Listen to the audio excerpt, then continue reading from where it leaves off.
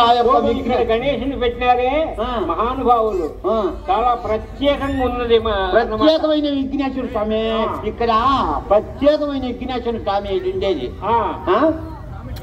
కాబట్టి వాళ్ళకు నమస్కారం చేసుకో. పొద్దుపోతుంది కానీ ఇంకా కార్యక్రమం చేద్దాము, తర్వాత వచ్చి అప్పుడప్పుడు నవ్విద్దాము కథ. కానీ ఏమిరా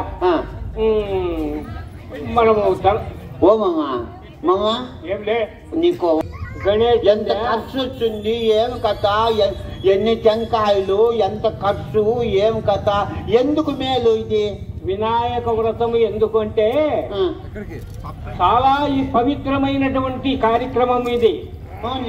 పూర్వము పాండవులు దాయాదులతో కోల్పోయి అరణ్యవాసం పోయినప్పుడు తమ రాజ్యము తమకు రావాలని, మాకు మేలు జరగాలని ఈ కార్యక్రమం మేము ఏ వ్రతము చేస్తే బాగుపడతామని చెప్పి ఆ వ్యాస మహర్షిని అడిగితే, ఏమిరా వినాయక వ్రతము చేయండి, మీ రాజ్యదానం మీకు వస్తున్నది, ఏమి మీరు రాజ్యపాలకులు అవుతారు, మీ కష్టాలు తొలగిపోతాయని చెప్పినాడు.